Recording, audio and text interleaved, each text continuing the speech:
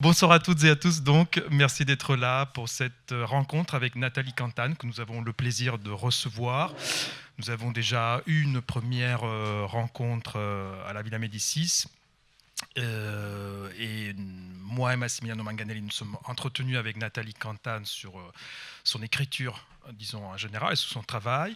Ce soir, on va plutôt revenir, je crois, sur Tomate, qui a connu une traduction en italien signée par Michele Zaffarano, Pomodori, aux éditions TIC de Rome.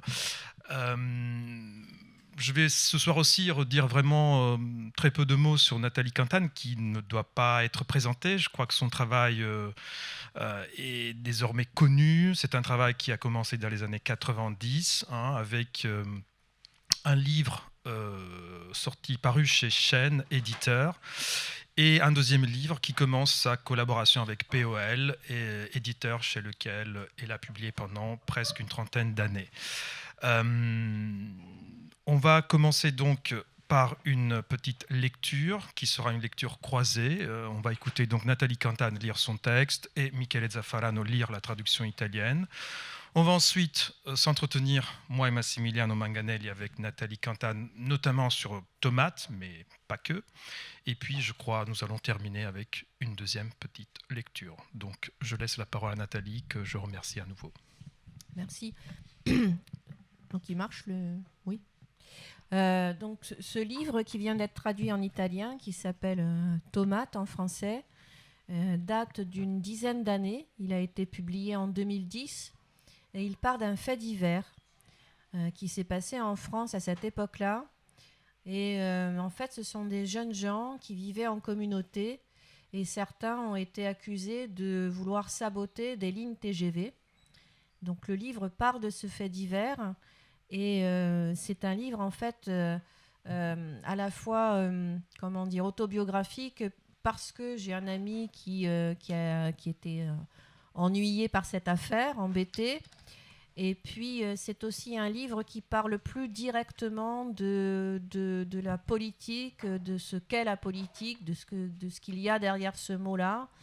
Et de l'inflexion qu'elle subit en France au moment où Nicolas Sarkozy est président de la République et où Michel Alliot-Marie, on y reviendra, est ministre de l'Intérieur et décide, avec d'autres évidemment, de monter un peu ce fait divers pour construire un ennemi intérieur qui serait une nouvelle ultra-gauche.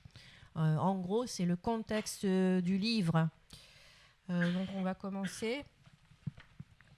Je lis la version en français, puis tu lis... Okay.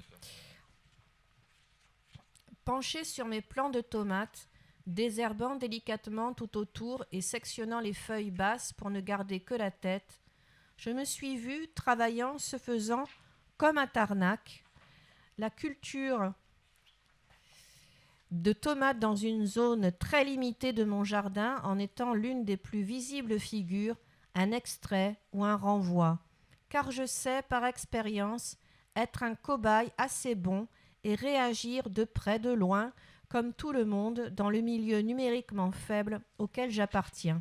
Peut-être on peut faire des allers-retours, ça sera plus sympa, non ? Ça sera mieux.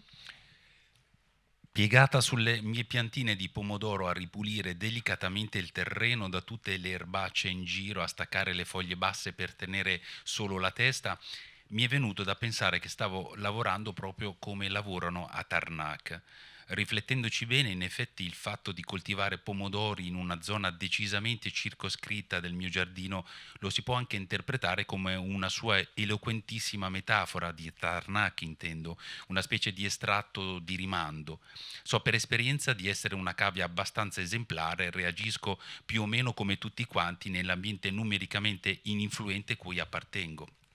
Aussi ai-je vu, vision, des écrivains, des poètes, des professeurs, sinon maniant la binette, du moins pensant quitter la ville ou profiter davantage de leur résidence secondaire, ou pour les plus conséquents, reprendre enfin Blanqui là où ils l'avaient laissé en 75, ou prendre tout court Blanqui dont ils avaient oublié l'existence, ignoré l'existence, saboté par leur ignorance l'existence, puisque je venais moi-même cette année-là, 2008, de lire Blanqui pour la première fois, et je m'y étais mise, le trouvant pratique et peu lyrique, plus pratique et moins lyrique en tout cas que ceux qu'il avait lus, et couplant cette lecture aux arrestations opérées au village de Tarnac, en tirait un effet décuplé, ou comptait en tirer un effet décuplé, ou s'en servait comme d'un trampoline pour reproduire ce qui venait brutalement de les saisir.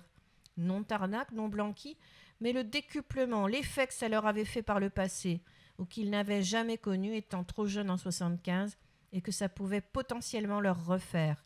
Solers chantant l'International dans le bus qui les amène en Chine.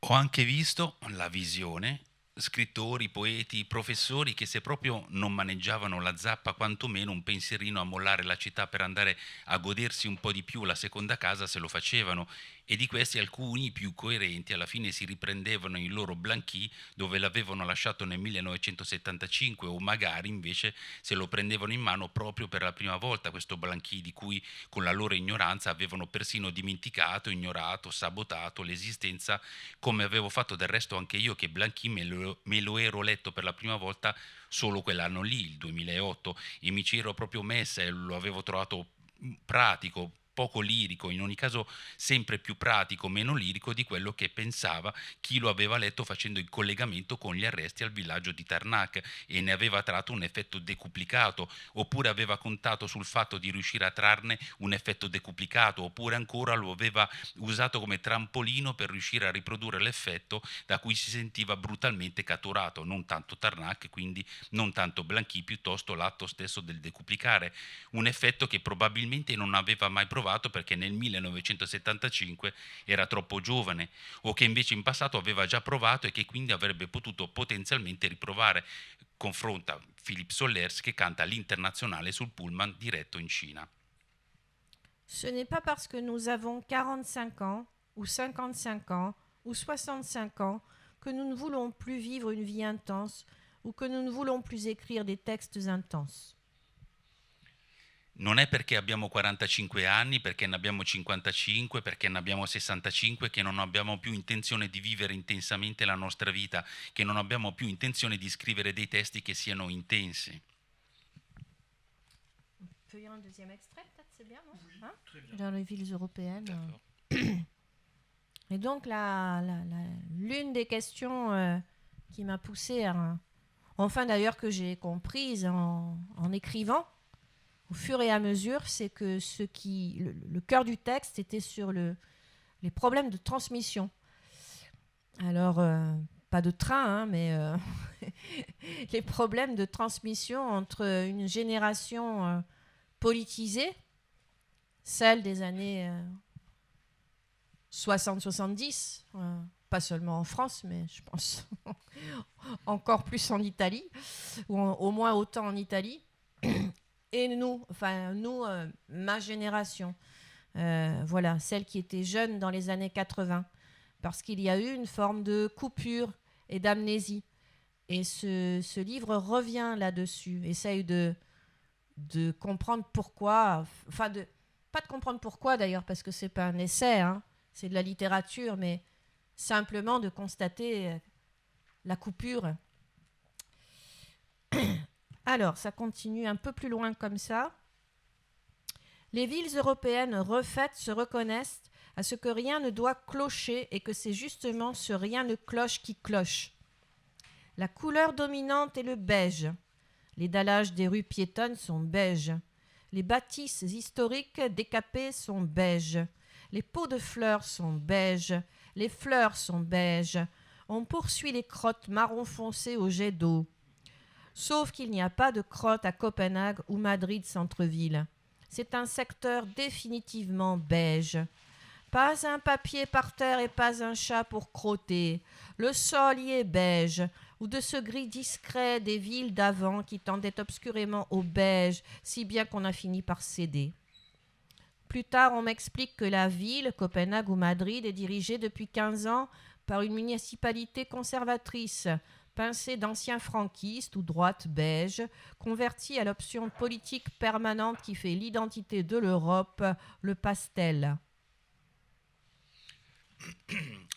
Le città europee si riconoscono quando sono rifatte dal fatto che non c'è niente che stona, che proprio il fatto che non c'è niente che stona è un fatto che stona. A dominare è il beige, la pavimentazione delle strade pedonali è beige, gli edifici storici vengono ripuliti con il beige, le fioriere sono beige, i fiori sono beige, le cacchette invece, siccome sono marroni e scure, vengono perseguite a mezzo di getti d'acqua. Se andate a Copenaghen, al centro di Madrid, di cacchette non ne trovate più, si tratta di zone definitivamente beige, non ci sono pezzi di carta per terra, non ci sono gatti che fanno i bisognini, per terra è tutto beige, o forse di quel grigio discreto che le città avevano una volta e che sotterraneamente tendeva così tanto al beige che alla fine al beige ha ceduto. Poi mi hanno spiegato che sono 15 anni che quelle città, Copenaghen, Madrid, sono guidate da giunte municipali conservatrici piene di ex franchisti, di politici della destra del beige convertite a quell'opzione politica permanente che costituisce ormai l'identità dell'Europa, e cioè il pastello. On ne dit pas fascisme comme ça pour un oui, pour un non. Je ne dis pas fascisme comme ça pour un oui, pour un non. Le fascisme en Espagne, par exemple, ces petites tricornes noires de torero et mitraillettes sur torse nu suant, pour ce qu'on voit quand on y va enfant en vacances. Ces mains sur la tête, ces rues dégagées en 30 secondes, cette exécution au garrot vil. Tu es assis sur une chaise, bras attachés aux accoudoirs, le garrot passe sur ta gorge, fais ça avec un gros élastique, celui pour arrêter le sang avant la prise, on le tourne sur ta nuque, ensuite ta tête pend. Le fascisme, c'est la détention administrative. Tu rentres en prison, tu ne sais pas quand tu sortiras, tu ne sais pas si tu sortiras. Le fascisme, c'est quand tu ne peux rien dire chez toi, et surtout rien au téléphone. Si tu veux dire quelque chose, même anodin, intime, tu ne peux pas le dire chez toi. Tu dois aller loin, dans la nature, ou dans un endroit bruyant, bord d'autoroute, hypermarché. Ainsi, le fascisme peut être décrit en une poignée de phrases. Net. Et pourtant non. Pourtant pas seulement. Le fascisme n'est pas seul, pas toujours si net, découpé.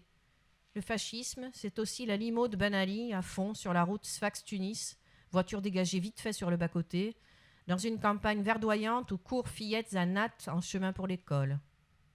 C'est un festival de poésie féminine dont l'inauguration est faite par une rangée de dignitaires séparés du public, par une rangée de flics assis au premier rang. Le fascisme, c'est aussi vestige, reste, habitude, incohérence. 5 ans, 20 ans après, ou un pressentiment, 10 ans, 1 an avant, rend le monde poreux, montent alors les signes d'un temps sombre que tu apprends à lire et reconnais en descendant lentement, comme Alice dans son puits très profond découvre qu'elle a le temps de regarder autour d'elle et de se demander ce qui va se passer. Souvent tu frottes tes yeux pour accommoder, car le fascisme en ses débuts ou en sa fin n'est pas sûr.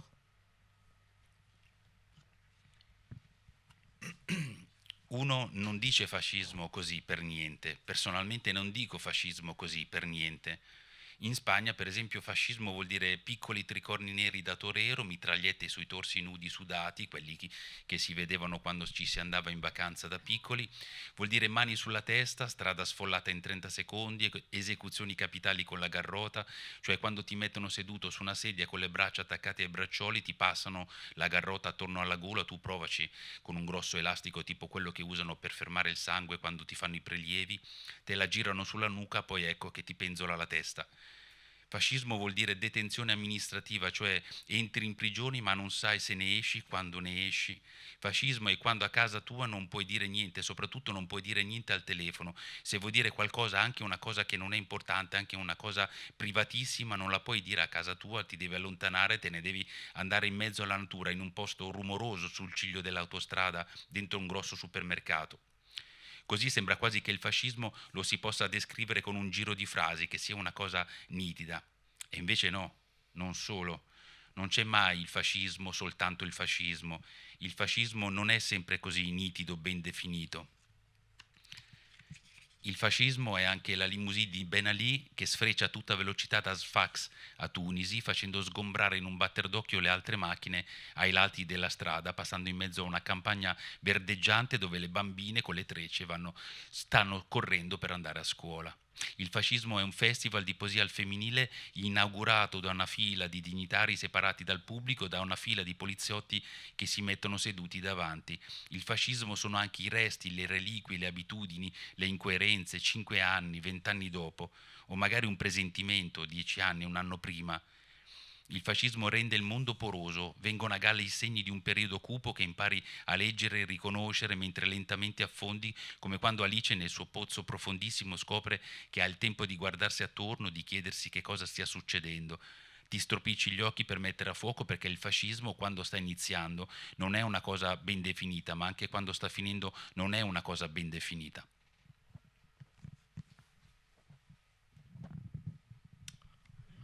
Voilà, nous venons d'écouter ce dialogue qui est extrait du début de ce livre, de ces tomates, ces pomodori, et un livre qui commence dans une dimension privée, quotidienne, si j'ose dire. Nathalie Quintane, en tout cas la personne qui dit je, se trouve dans son jardin et s'occupe, pense et est en train de réfléchir sur quel type de tomates peut-on cultiver ou en tout cas choisir.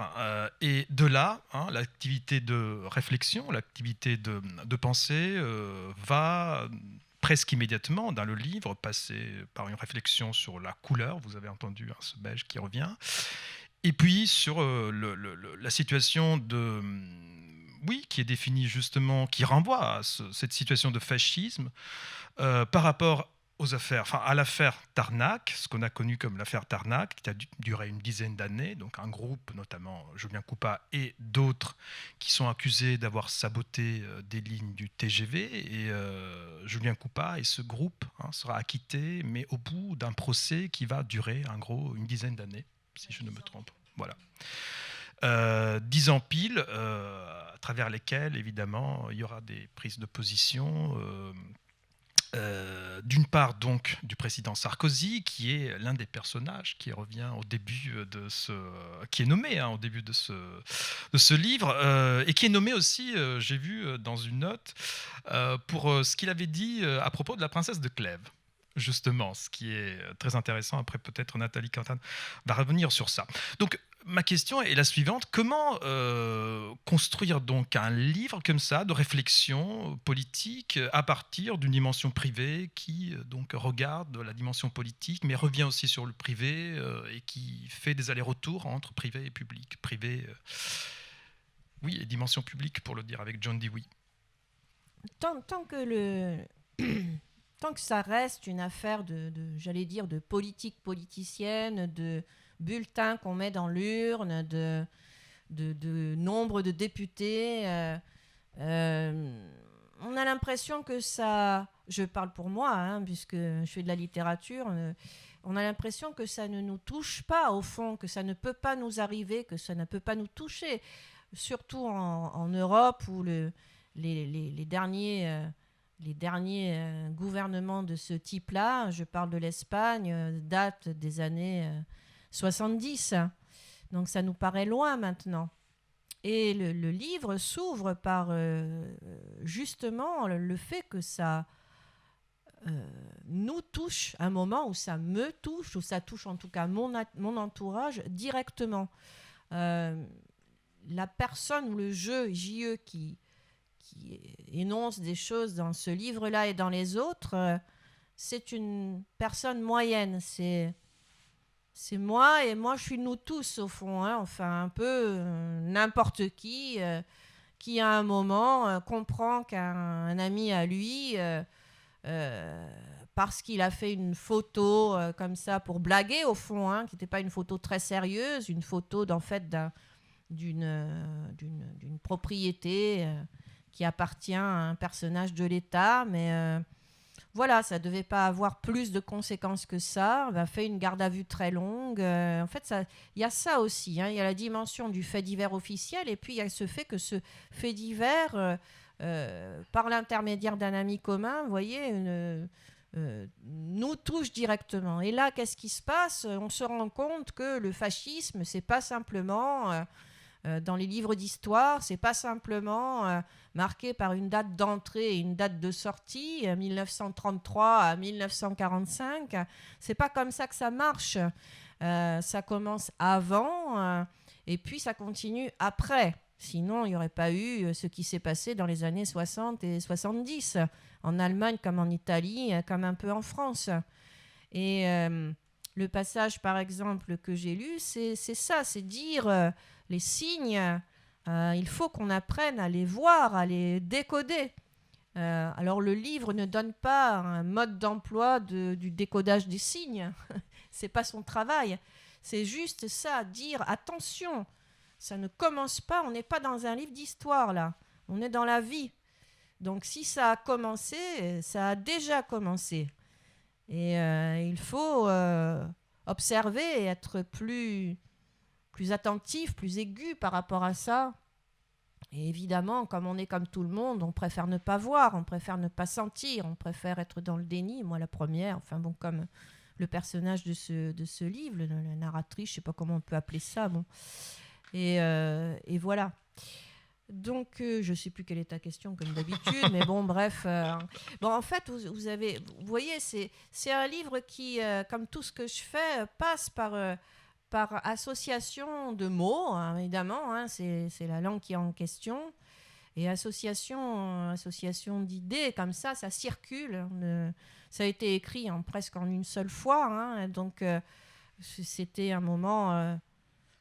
ce problème de la transmission et de l'impact d'une forme de début de fascisme pas clair, trouble. Est-ce que c'est ça? Est-ce que c'est pas ça? C'est ça qu'essaye de dire le texte. Est-ce que c'est bien ça? Est-ce que tu n'en rajoutes pas? Est-ce que tu n'exagères pas? Ou alors est-ce que tu es en dessous de la réalité?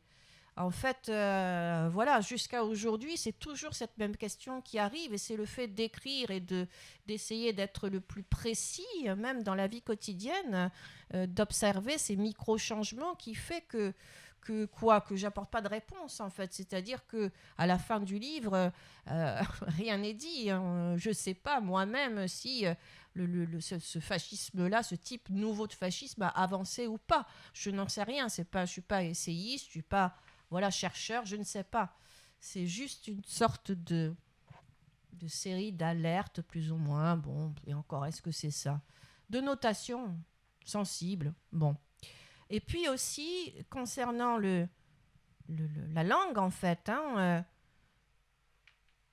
il y a aussi dans le livre, alors je ne lirai pas ces passages, mais ça peut vous intéresser, un questionnement sur la manière dont ces jeunes gens d'extrême gauche, hein, pour dire, je ne sais pas comment on dit en Italie, bon bref, peu importe les étiquettes, ce ne sont pas ces gens-là qui donnent les étiquettes, c'est le ministère de l'Intérieur, donc on ne va pas reprendre ces étiquettes, ce n'est pas les nôtres.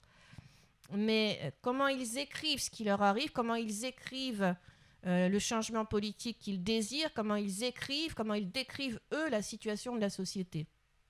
Et en fait, ce livre-là, et je suis un peu, bon, je n'ai pas trop changé, mais bon, un peu sur ces positions, j'ai du mal avec cette écriture qui est une écriture en français plutôt classique, en fait, hein, très inspirée par Guy Debord, par une forme d'écriture qui vient du situationnisme, qui lui-même vient de Blaise Pascal. Donc Blaise Pascal étant quand même un meilleur philosophe, enfin bon bref, écrivant bien. Et il me semble, dans ce livre-là, je parle de ça aussi. Est-ce que c'est la bonne langue pour parler de ce changement politique, de la situation politique, de l'état de la société, de l'état des pays, de l'état de la France, de l'état des pays européens en général? Est-ce que c'est cette langue-là classique qui va permettre de voir plus clairement les choses? Ou est-ce qu'on peut essayer, est-ce que c'est justifié? J'en suis pas sûre. Est-ce que c'est justifié de passer par une langue plus... où il y a une recherche littéraire, où la nouveauté de ce qu'on attend passera aussi par une manière un peu bousculante, un peu différente de dire les choses? C'est ça qu'essaye aussi de dénoncer le livre. Est-ce que si on veut changer nos espoirs ou notre façon de voir les choses ou nos manières de vivre, il ne faut pas aussi changer nos langues, changer nos descriptions. Donc Donc voilà, le livre parle de ça aussi. Alors il parle de beaucoup de choses, mais il est très court, hein. Donc ça en parle à grande vitesse, TGV, hein, non. Oui, donc c'est un livre qui met vraiment, qui dévoile, qui révèle une activité réflexive et donc qui va à la vitesse de cette activité réflexive, mais qui dialogue aussi beaucoup avec justement ce qui s'écrit autour de cette réflexion, notamment oui, la littérature, une certaine littérature qui va de la revue, par exemple, Tikkun et les autres du Comité Invisible, donc du Julien Coupa, mais qui peut dialoguer aussi avec des écrivains qui sont plus ou moins de ta génération. Je pense notamment à Pierre Alféry, donc, qui est là à la fin du livre, tu évoquais la fin du livre, mais qui est là aussi pour moi au début avec Blanqui. Qui dans les jumelles. Donc voilà, une réflexion qui, bien sûr, évolue avec une allure oui, notative, constative d'une part, et d'autre part qui est un dialogue avec toutes sortes de littérature, notamment Solers, qui est aussi un peu ridiculisé dans son voyage en Chine. C'est un peu le passé, mais on en parlait tout à l'heure, mais le fait que... Donc c'est un autre écrivain, un poète qui s'appelle Pierre Alféry, qui est aussi publié dans la même maison d'édition, POL. Et en fait, le souci, si vous voulez, c'est que on ne se parle pas. Les écrivains ou les poètes de ma génération, alors peut-être que c'est parce que j'habite pas à Paris, j'en sais rien, mais même ceux qui habitent à Paris, je suis pas sûre qu'il y ait... Vous savez, ces cercles, on lit ça dans les livres et on se dit, oh là là, comme ça devait être bien du temps de Breton, comme ça avait... Ils s'engueulaient, ils se viraient, mais au moins ils se parlaient, quoi. Ils s'excluaient à tour de bras, mais bon, au moins ils se parlaient. Et c'est pas récent, hein, j'ai commencé il y a presque 30 ans maintenant, mais j'ai jamais eu vraiment ce sentiment qu'on se retrouvait à certains moments pour discuter de littérature, de la situation politique, c'est la même chose de toute façon, qu'on discutait de ça. Et forcément, ça me manque, ça nous a manqué, puisque même avec des poètes qui ne sont pas forcément dans le même type d'écriture, comme je me souviens de Philippe Beck, regrettait qu'il n'y ait pas davantage d'échanges intellectuels. Alors oui, il y a des revues, mais les revues ne construisaient pas. Vous savez, avec Internet, on peut tout faire à distance. Donc les revues ne se construisaient pas et ne se construisent pas avec un comité de rédaction qui se réunit comme on faisait avant, une fois par mois, pour décider quel texte on va prendre, quel texte on va exclure et pourquoi. Parce que ça, c'est intéressant. Pourquoi on ne prend pas ce texte-là ? Pour quelle raison on ne le prend pas ? Vous voyez, c'est facile de dire « Oh bah oui, je le prends, c'est très bien ». Ça, c'est fait en 2 secondes. Mais pourquoi on ne va pas prendre ce texte-là ? Là, on discute. On discute à partir du non. Non, on ne le prendra pas. Et donc, le seul biais qu'on a tous, c'est d'écrire. Donc, dans ce livre-là, il y a une sorte d'amorce de dialogue unilatéral avec un autre écrivain qui s'appelle Pierre Alféry, donc voilà, dont je vous parlais, et qui a écrit un petit récit que j'aime beaucoup, qui s'appelle Les Jumelles, et qui fait de Blanqui le personnage de ce petit récit et qui revient de manière indirecte et je trouve très intéressante sur la situation politique d'il y a 10 ans. Hein. Donc voilà, il y a une grande note sur ce livre-là pour essayer d'en parler, mais par la suite, on n'en a pas plus parlé avec Pierre Alféry que pourtant je connais. Hein. Il y a une sorte de blocage, oui, je sais pas, je sais pas à quoi c'est dû ça, qu'il n'y ait plus ces cercles-là. Sinon, qu'il n'y a plus de cercles depuis longtemps, évidemment, puisque les avant-gardes se sont achevées en France, en gros, à la fin des années 70 ou dans les années 80. Donc, il n'y a plus ces cercles-là. Et après, ce que je dirais, bon, c'est pas très optimiste, mais bon, c'est que ce livre-là, entre autres, m'a donné l'occasion d'aller, de rencontrer, par exemple, plutôt des militants, comme, Coupa, et puis les personnes qui publient à la Fabrique, ou l'éditeur de la Fabrique, des gens donc vraiment plutôt du côté essayiste, théorique, voilà. Alors, j'y comprends pas grand-chose, mais bon, c'était une occasion de discuter, parce que pour moi, ce qu'ils font, c'est de la littérature, quand même, hein. C'est pas de la fiction, mais c'est de la littérature. Et là non plus, en fait, je ne trouve pas, si vous voulez, qu'en 10 ans, ça ait beaucoup bougé. J'ai écrit un texte dans un livre paru à la Fabrique qui s'appelle « Pourquoi l'extrême gauche ne lit plus de littérature ». Alors, je ne sais plus quand c'était, mais donc c'est un texte qui a été traduit parce que visiblement, ça dit quelque chose à d'autres pays que la France. Mais je ne trouve pas que ça ait tellement bougé. Voilà, il y a pas tellement longtemps, j'étais à Marseille pour parler d'un autre livre d'un poète qui s'appelle Marius Loris et qui a retranscrit des comparutions immédiates, donc des scènes de procès, quoi, si vous voulez, en France. Et en fait, qu'est-ce qui s'est passé ? Donc c'était un lieu militant à Marseille, donc lui, il lisait ses poèmes, et puis à côté, il y avait des militants, voilà, des militants de la Legal Team qui aidaient les gens en garde à vue. Donc chacun a fait son discours, hein. Le poète a lu ses poèmes, les militants ont expliqué leur action, mais on ne sait pas parler. On ne sait pas parler parce que il n'y a toujours pas de... C'est pas un langage commun, hein, mais c'est un moyen de...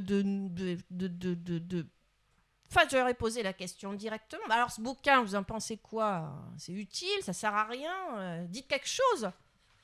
Dites quelque chose, qu'on se parle, quoi. Et la réaction, ça a été oh oui, c'est utile. D'ailleurs, on va vous expliquer ce qu'on fait. Enfin, mais de notre côté, ça serait pareil. Hein. Je veux dire, je ne sais pas, jeter la pierre au... Enfin voilà, je vais arrêter d'être accablante comme d'habitude, mais c'est un constat. Alors, je ne sais pas en Italie s'il y a quelque chose de ce côté-là, mais... Ça me semble bloqué, c'est bloqué dans la langue aussi, quoi. C'est ça qui est remarquable. Chacun est dans une forme de niche ou de je sais pas quoi.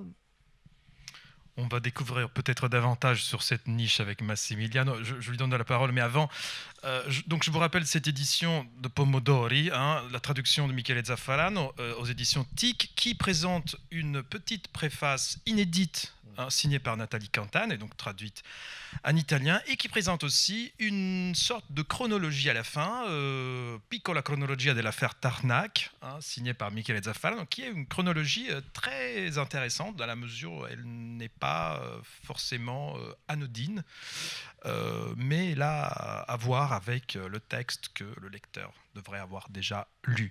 Mais qu'en est-il de tout ça en Italie? On le découvre avec Massimiliano. Grazie. Allora, la prima cosa che mi sono chiesto leggendo il libro è qual è l'utilità di un libro del genere in Italia per il lettore italiano. L'ho letto proprio in termini proprio di utilità. Una parte della risposta l'ha data Nathalie Cantane parlando adesso, cioè l'utilità sta nella sua politicità. È difficile trovare libri italiani che abbiano questa concezione della politicità, e proprio nella prefazione che diceva adesso, inedita, scritta appositamente per l'edizione italiana, Nathalie Cantane dice una cosa importante che ha detto anche altrove, cioè la letteratura è politica in quanto letteratura, non perché parla di politica. È vero che questo libro parla di politica, naturalmente. Non tutti i libri di Nathalie Cantane parlano direttamente di politica, però sono comunque libri politici. Quindi la cosa interessante, in qualche modo la risposta sta già proprio nelle primissime pagine dell'introduzione. Intanto per il modo di trattare e di fare politica attraverso la letteratura. Questo è il primo elemento fondamentale. Il secondo elemento di interesse è il fatto che sempre nella primissima pagina dell'introduzione, che sembra quasi un manifesto, potrebbe essere letto in questi termini, Nathalie dice che non si scrive mai soli. Qui devo dire, in un paese che ha, in larga misura naturalmente, perché ovviamente bisognerà fare tutte le debite eccezioni perché ci sono scritture che non stanno dentro questo canone, però in un paese che fa dell'identità tra soggetto autoriale e soggetto del testo, dell'enunciazione, quasi una bandiera in cui L'io che compare nel testo è sempre riportato a quello del nome che sta scritto in copertina. Un paese nel quale appunto il soggetto viene sempre visto come il demiurgo che organizza il testo. Leggere una frase come appunto non si scrive mai da soli, non si scrive da soli, scusate, il mai non c'è, ce l'ho messo io, è molto interessante. Allora, la prima domanda che farò a Nathalie è questa: qu'est-ce que ça veut dire qu'on n'écrit pas tout seul? Il y a plein de... D'abord, il y a...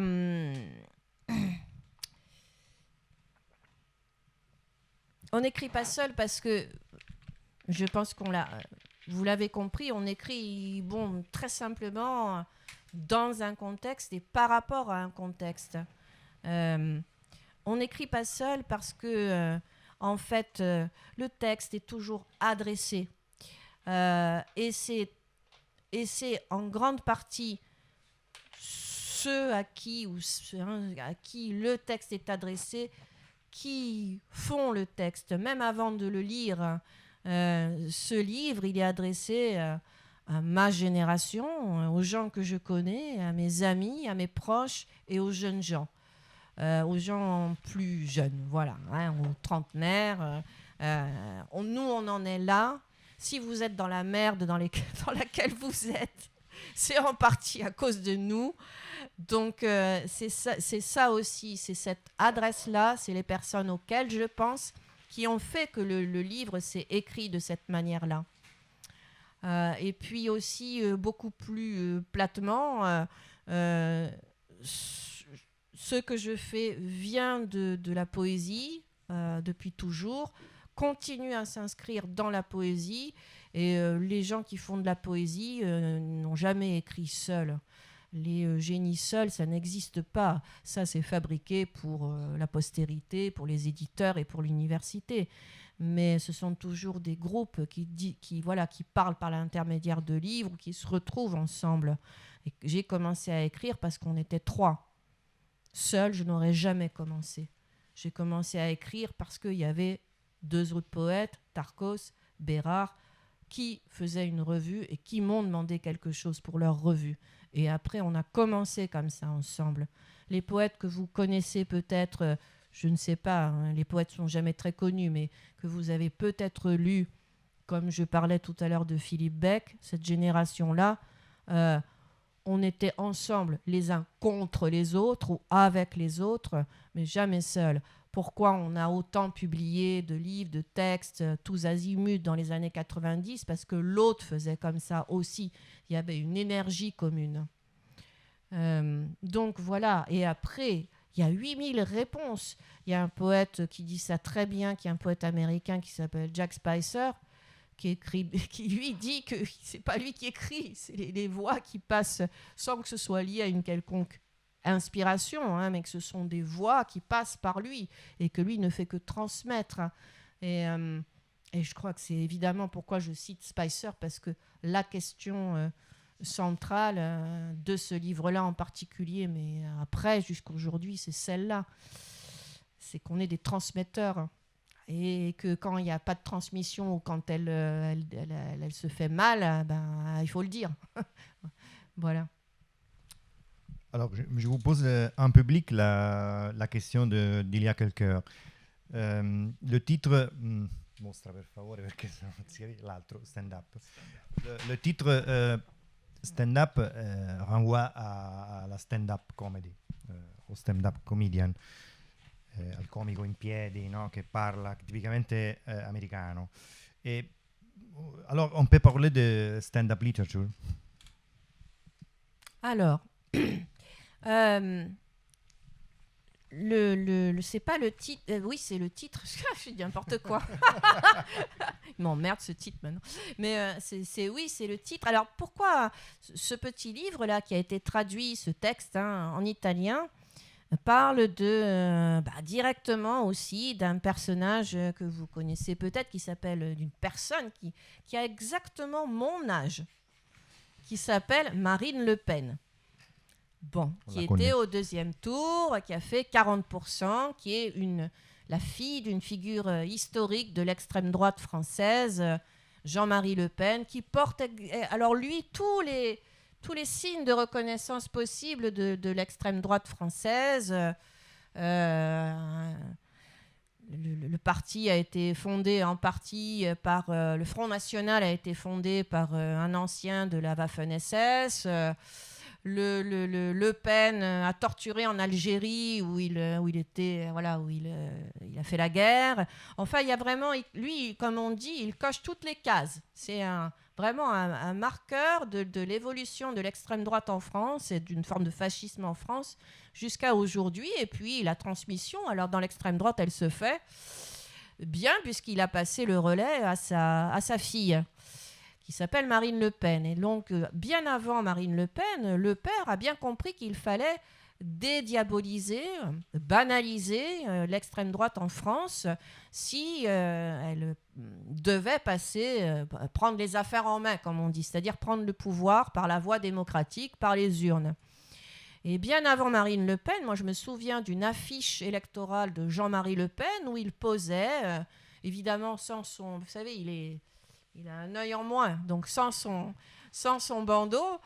Donc voilà, souriant, belle affiche, belle photographie en noir et blanc, je ne sais plus dans quelles années, mais c'était une image de lui rassurante, esthétisante, esthétique, qui commençait déjà de manière très consciente la banalisation de l'extrême droite en France. Alors sa fille, elle a continué le boulot, elle a plutôt bien réussi, au fond, même si elle n'est pas encore passée cette année là aux élections, elle a continué cette banalisation, cette dédiabolisation.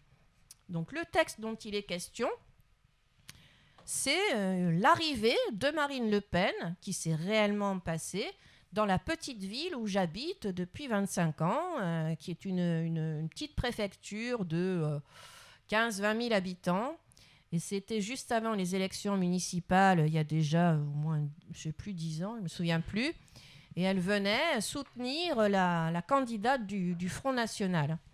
Et donc, comme tous les poètes, faut prendre les choses au mot, le plus bêtement possible, le plus littéralement, le plus idiotement possible, puisque c'est banalisé, allons-y. Donc, elle devient comme ça un personnage... le narrateur, la voix, c'est la voix de Marine Le Pen. Elle se balade comme ça dans la ville, elle rencontre les commerçants et puis tout se passe plutôt bien, gentiment, familièrement. Et en fait, cette idée de dédiabolisation, d'enlever le diable, je l'ai prise au mot parce que s'il faut dédiaboliser, c'est qu'il y a une forme de possession derrière tout ça. Donc en fait, le texte, c'est quelqu'un qui est possédé, qui écrit. Elle est possédée par Marine Le Pen. Et c'est pas un personnage de fiction. J'allais dire, c'est moi. Je suis possédée par Marine Le Pen. Comment ne peut-on pas être possédé par Marine Le Pen quand on vit en France, ce qui est mon cas, et qu'elle a fait 42% aux élections?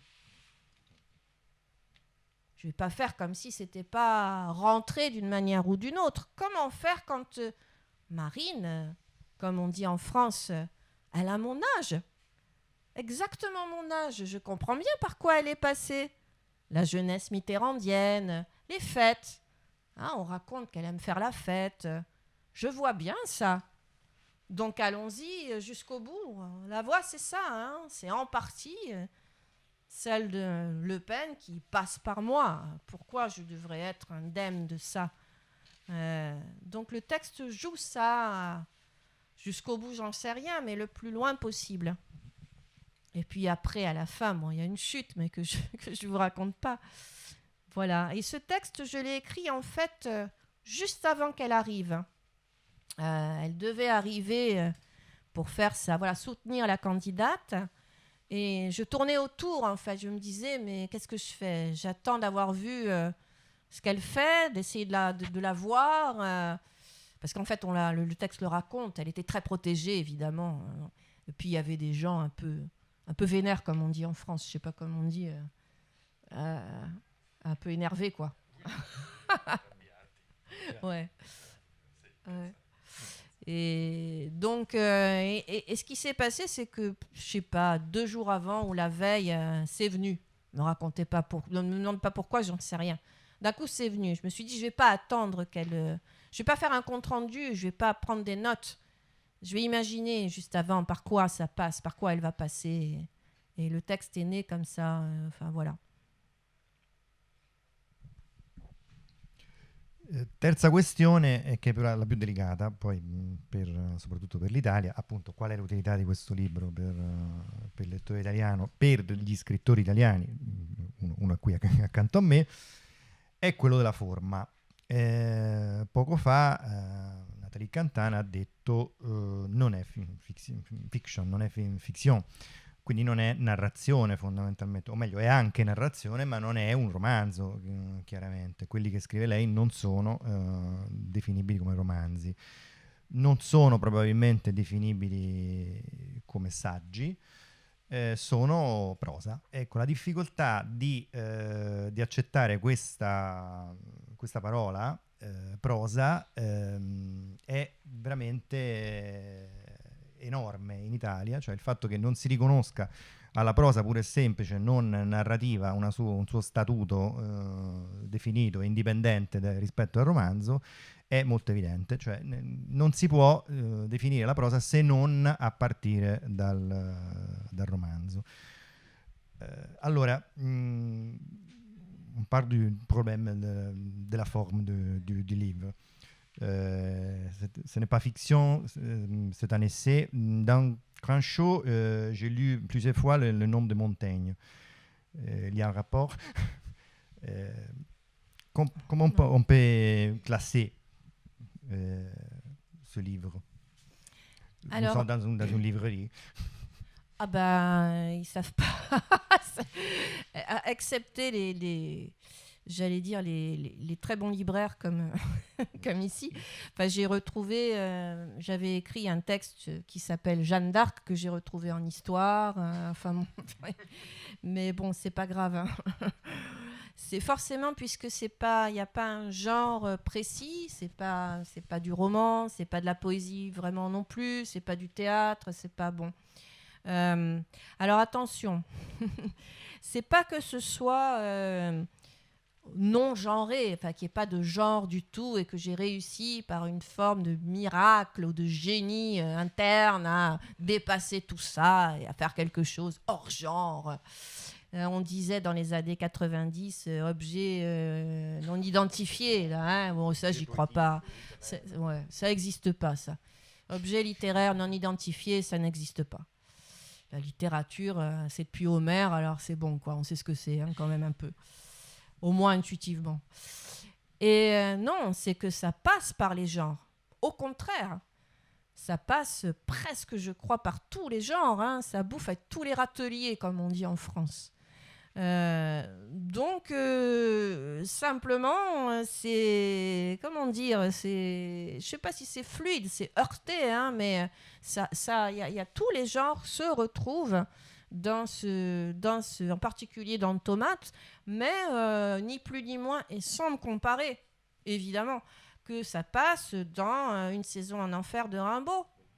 Une saison en enfer, c'est typiquement un texte court qui est un peu autobiographique, mais en même temps avec vraiment un parti pris poétique, quoi, hein, une poéticité, et un peu tout à la fois, hein, nous, moi, je pense que quand on écrit, on n'a pas à faire le boulot des universitaires ou à dire voilà, ça c'est plutôt ci ou ça. Non, il faut le faire et puis après ça se construit en dehors du texte et non, j'espère que non, mais enfin en dehors de ce qu'on a décidé ou pas nous, quoi. C'est pas à nous de le faire, mais vraiment c'est alors.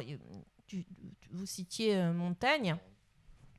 Il y a un moyen, parce qu'on cherche quand même, hein, en tout cas, moi je cherche à me dépatouiller de quoi ? peut-être du 19e siècle, et de justement de la clarté générique, bon, relative, hein, évidemment. Si on lit même Balzac, on sait bien que c'est pas si clair que ça. Les écrivains, c'est jamais clair. Donc c'est un problème pour le marché que ce soit pas clair. Mais de cette supposée clarté générique qui nous vient d'un siècle où le roman prend le pas sur la poésie et le théâtre, et où les choses, on le voit dans la plupart des librairies ou dans la manière dont ça marche académiquement. Voilà, il y a des spécialistes de la poésie, il y a des spécialistes du roman, en France en tout cas, du roman du 19e. Bon, voilà, tout ça est très très clair. Bon, évidemment, ce n'est absolument pas comme ça dans la vraie vie. Et en fait, quand on... je disais tout à l'heure, je me répète un peu pour ceux qui étaient là, je suis désolée, mais on cherche des alliés. Et donc, s'il n'y a pas suffisamment d'alliés dans les vivants, on va les chercher chez les morts. C'est ça qui est intéressant dans les formes d'art, pas seulement dans la littérature, dans l'art, dans le cinéma, dans le dessin, dans la peinture, dans tout ce que vous voulez. C'est que vos alliés, vous en avez potentiellement des centaines, peut-être des milliers, de tous les pays et de toutes les époques. Et donc, pour me désembourber, de me débarrasser, me donner tout simplement plus de liberté, plus d'idées, pas des recettes de cuisine, c'est pas ça, c'est des permissions, comme des permis de séjour et des permis de passer. On va voir Montaigne, et puis j'ai cité très explicitement Christine de Pisan, parce qu'il y a toute une littérature de ces années-là, même avant le XIVe siècle, du Moyen-Âge, où, si vous voulez, les textes de Pisan, ils sont parfaits, parce que elle, c'était une vraie savante, c'est pas moi, mais elle entre dans le texte, et Boès, c'est pareil, son modèle, c'est Boès, Consolation de la philosophie. Voilà, ça c'est l'exemple parfait, Boès, et ça date de bien avant Christine de Pisan. Qu'est-ce qu'il fait ? Il entre dans son texte en faisant allusion très clairement à sa situation. Il est en prison, il a le temps de réfléchir, il a le temps d'écrire, apparemment. Donc, il rentre par là. Et puis après, c'est une sorte de tremplin, je ne sais pas, en tout cas de voie, de chemin pour essayer de penser philosophiquement et de penser aussi l'époque. Christine de Pisan, elle adresse ses textes aux politiques, après tout. C'est comme si moi je me mettais à parler à Macron, mais bon, là maintenant c'est plus possible. On va éviter. Et je trouve que ce type d'entrée est très intéressante. Alors, on rentre par ce qu'on connaît, et puis on fait entrer le lecteur aussi par des choses familières, le potager, les tomates, ou je sais pas. Et puis après, c'est un chemin qui va permettre de parler de l'époque, en fait, de notre temps aussi, et de la manière la plus appropriée pour nous d'en parler, de parler de notre situation, qui est la situation d'une époque, quoi. Bien, alors pour terminer, on va donner à nouveau la parole à Nathalie et Michele pour une dernière lecture de quelques extraits, mais je me fais habiter plus que par Marine Le Pen, par Bernard Pivot. Je vous rappelle donc Pomodori, la traduction de Michele Zaffarano de ce texte, Tomate, Nathalie Cantane, pour passer donc de Boès au style Wikipédia que vous allez retrouver dans des notes très amusantes. Et puis stand-up éventuellement pour lire 2 extraits d'un livre qui est paru aux éditions de La Fabrique qui s'appelle Les années 10. Vous trouvez naturellement Les années 10 dans l'édition complète et puis d'autres livres de Nathalie en français à l'entrée. À vous la parole.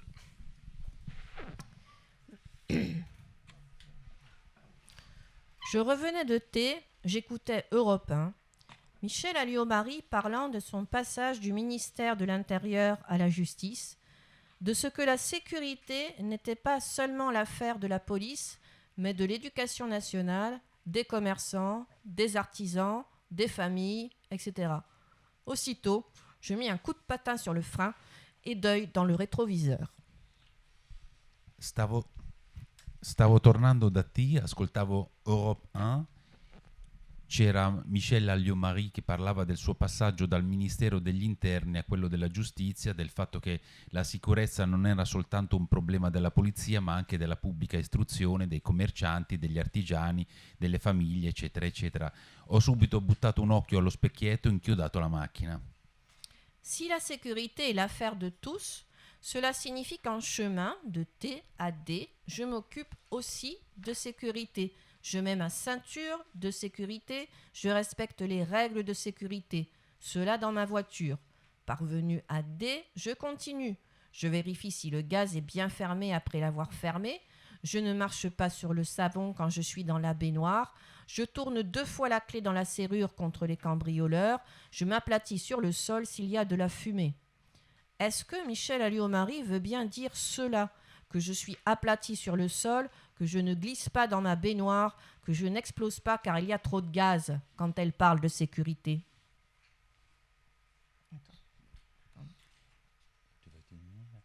Non, continue. Fanny. Se la sicurezza è un problema di tutti, vuol dire che io di sicurezza mi occupo anche quando me ne sto andando da T a D. Mi metto la cintura di sicurezza rispetto alle regole di sicurezza. Questo per quanto riguarda la macchina. Poi arrivata a D continuo, chiudo il gas, controllo che sia chiuso bene, sono nella vasca da bagno, non mi metto a camminare sul sapone, giro 2 volte la chiave per evitare che mi entrino i ladri in casa, cioè fumo in casa, mi acquatto per terra. È questo che intende Michel Alliot-Marie quando parla di sicurezza? Che mi acquatto per terra, non giro nella vasca da bagno, non salto per aria perché c'è troppo gas? Sicurezza domestica? Sicurezza pubblica? Sécurité domestique, sécurité publique? Sécurité domestique égale sécurité publique. Je m'aplatis s'il y a de la fumée, je contourne le mendiant pour ne pas favoriser l'aumône, j'ôte le savon du dedans de la baignoire et je le pose sur son bord, je complète les fiches d'identification des enfants en bas âge, je ferme le gaz, je signale le sans-papier à la préfecture, je mets un 3 points à ma porte d'entrée, etc. Ainsi, je réduis les dépenses domestiques publiques, jonction, fusion. Sicurezza domestica, sicurezza pubblica, sicurezza domestica uguale sicurezza pubblica. Mi acquatto se c'è fumo, faccio il giro per evitare il mendicante e non favorire la piaga dell'elemosina, tolgo il sapone da dentro la vasca, lo appoggio sul bordo, compilo le schede di identificazione per i bambini piccoli, chiudo il gas, segnalo i clandestini alla prefettura, faccio installare una serratura a 3 punti alla porta d'entrata, eccetera, eccetera. Ecco che riduco le spese domestico-pubbliche, connessione, fusione. Ensuite, Michel Alliot-Marie parle de la loi. On vote pour élire des élus qui votent des lois. Les lois doivent être respectées. On respecte les lois votées par les élus pour lesquels on a voté. Poi Michel Alliot-Marie si mette a parlare di leggi. Noi votiamo per eleggere persone elette che votano leggi. Le leggi vanno rispettate. Noi rispettiamo le leggi votate dalle persone elette per cui abbiamo votato. On ne doit pas entrer avec un couteau dans un établissement scolaire. Les portiques détecteurs de métaux détectent les couteaux. On installe des portiques détecteurs de métaux à l'entrée des établissements scolaires. Non dobbiamo entrare in un edificio scolastico con un coltello. I metal detector segnalano la presenza di coltelli. All'entrata degli edifici scolastici mettiamo i metal detector. Il vaut mieux avoir le bac pour entrer sur le marché du travail. Le bac d'aujourd'hui ne vaut plus rien. Ceux qui ont le bac ne valent rien sur le marché du travail. Per entrare sul mercato del lavoro è meglio avere il diploma di maturità. Oggi il diploma di maturità non vale più niente. Sul mercato del lavoro quelli che hanno il diploma di maturità non valgono niente. Les fils d'ouvriers n'accèdent pas aux classes préparatoires aux grandes écoles. On ferme les usines, il n'y a plus d'ouvriers et donc plus de fils d'ouvriers. Les classes préparatoires ne sont pas fermées aux fils d'ouvriers. I figli di operai non accedono alle classi preparatorie per le grandes écoles. Le fabbriche chiudono, non ci sono più operai, quindi non ci sono più figli di operai. Le classi preparatorie per le grandes écoles non sono più precluse ai figli di operai. Fumer tue. Quand on est à côté d'un fumeur, on fume. Les fumeurs sont des assassins. Fumare uccide, quando stiamo vicini a qualcuno che fuma, fumiamo anche noi, i fumatori sono degli assassini. Des anarchistes ont écrit des livres. Des anarchistes ont lancé des bombes. Il y a parmi ceux qui écrivent des livres des gens qui lancent ou lanceront des bombes. Alcuni anarchici hanno scritto dei libri, alcuni anarchici hanno lanciato delle bombe, tra gli anarchici che scrivono i libri ci sono degli anarchici che lanceranno bombe. Des musulmans obligent des jeunes filles à porter le voile. Les jeunes filles doivent être libres de ne pas porter le voile. On vote une loi qui oblige les jeunes filles à ne pas porter le voile.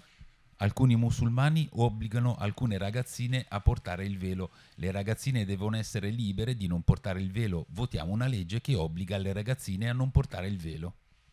La littérature n'est pas accessible au grand public. Le grand public veut faire la fête. La littérature, c'est la fête.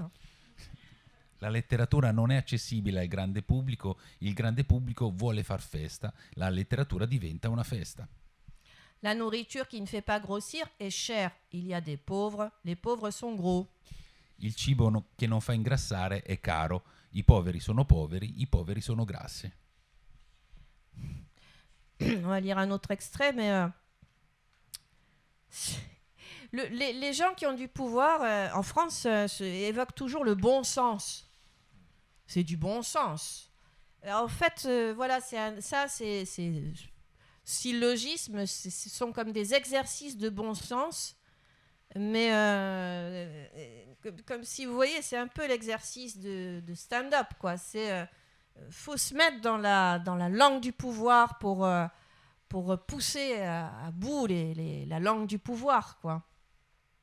Alors, je ne sais pas pourquoi j'ai dit ça, mais bon, j'ai essayé de dire un truc. Alors, on lit l'autre extrait, c'est moi aussi, ouais. Moi aussi, je voulais être du côté de ceux qui s'organisent, plutôt de ce côté-là que de l'autre, celui des patates, parce que je venais des patates. Je venais superlativement des patates. Des générations d'ouvriers agricoles me précédaient, qui avaient dû passer une partie de leur vie à les planter, les patates. Au tournant au 19e, 20e siècle, ils étaient passés à l'usine, toujours en cultivant leurs patates parallèlement pour pouvoir bouffer. Mais ça n'avait pas duré longtemps. Les usines avaient fermé. Les jeunes étaient devenus employés dans des banlieues, rêvant aux patates, au moment où ils pourraient enfin reprendre leur culture. Toute mon enfance et toute ma jeunesse, j'avais habité Pierrefitte, qu'on appelait pomme de terre frite. Alors j'en connaissais un bout sur les patates. Logiquement, ce qui me touchait le plus chez Artaud, c'était quand les autres, ceux qui s'organisent, étaient venus le visiter à l'asile en pleine guerre et qu'il leur avait hurlé pour toute réponse qu'ils voulaient des patates. Des patates, car ils crevaient de faim. Mais quand on a vécu si longtemps parmi les patates soi-même, et qu'on s'est toujours senti comme un sac, un jour évidemment on quitte pomme de terre frite. On écrit des livres, on écrit ce livre qui est un anti-patate. Pourquoi pas plutôt un livre patate, un style patate, me suggère-t-on. Vous pensez peut-être qu'un livre patate, ça serait plus naturel chez moi ? Le prochain qui me sort ça, je crois que je lui en colle une. J'écris des livres anti-patate. La patate y est contenue. Anch'io volevo stare dalla parte di chi si organizza, da quella parte lì piuttosto che dall'altra, insomma dalla parte delle patate, perché era dalle patate che venivo, era orgogliosamente dalle patate che venivo.